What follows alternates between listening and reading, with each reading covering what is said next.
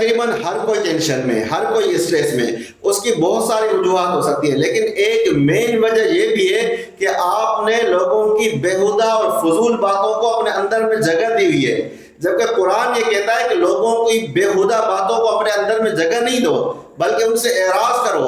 وَإِذَا سَمِعُوا اللَّغْوَ أَعْرَضُوا عَنْهُ، جب وہ لوگوں کی بیہودہ باتوں کو سنتے ہیں تو ان سے اعراض کر جاتے ہیں، کنارہ اختیار کر لیتے ہیں۔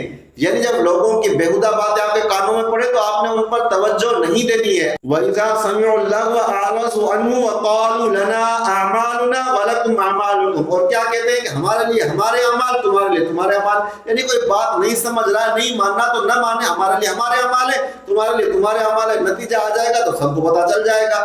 سلام علیکم لا نبتغی الجاہلین، تم پر سلامتی ہو، ہم جاہلوں سے الجھنا نہیں چاہتے۔ یعنی اب تین کام کرنے، جب کوئی فضول بات، بیہودہ بات کان میں پڑے تو اس پر توجہ نہیں دینی ہے، اور نمبر دو پھر اس کے ساتھ سلامتی کی بات کرنی ہے۔ سلامتی کی بات کرنے سے فائدہ یہ ہوگا کہ نمبر ایک تو آپ نے جب اس کی فضول باتوں پر توجہ نہیں دی تو آپ نے اپنے آپ کا تحفظ کیا۔ پھر جب آپ نے یہ سوچ لیا یا بول دیا کہ ہمارے لیے ہمارے ہمارے تمہارے لیے تمہارے، یعنی اپنے مقصد پر توجہ دینی ہے، اپنے کام پر توجہ دینی ہے۔ اور پھر سلامتی کی بات کہہ دی تو ایک تو یہ کہ آدمی نے خود تکبر نہیں کیا اور اس کے لیے بھی دعا کر دی تاکہ اس کو بھی ہدایت مل جائے، اور پھر سلامت کی بات کرنے سے کیا ہوگا کہ جھگڑا نہیں ہوگا۔ پھر آگے کہہ دیا کہ ہم جاہلوں سے الجھنا نہیں چاہتے، اور اسی طرح ایک اور آیت ہے کہ وَاصْبِرْ عَلَىٰ مَا يَقُولُونَ وَاهْجُرْهُمْ هَجْرًا جَمِيلًا، اور جو کچھ وہ لوگ کہتے ہیں اس پر صبر کرو اور خوبصورتی کے ساتھ کنارہ کشی اختیار کر لو۔ یعنی جو لوگوں کی بیہودہ باتیں، اب ہر کسی سے آپ الجھ نہیں سکتے، آپ کر کیا سکتے ہیں؟ اگر اگلا بندہ سمجھنا ہی نہیں چاہے بلکہ لڑائی کے لیے تیار ہو تو آپ کیا کہیں گے؟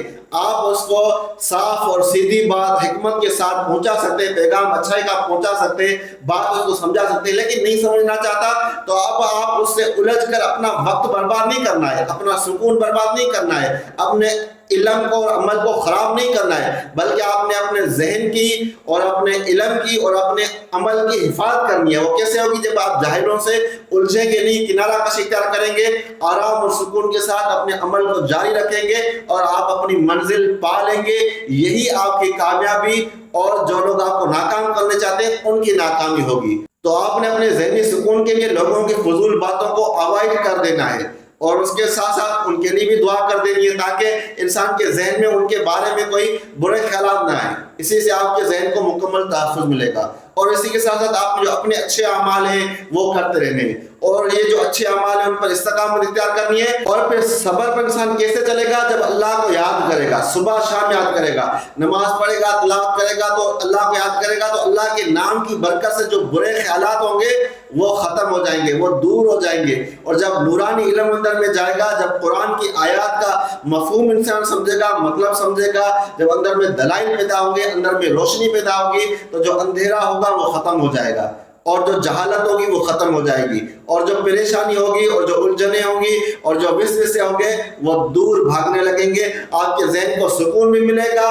ترقی بھی ملے گی، اور آپ کو روشن راہ بھی ملے گی۔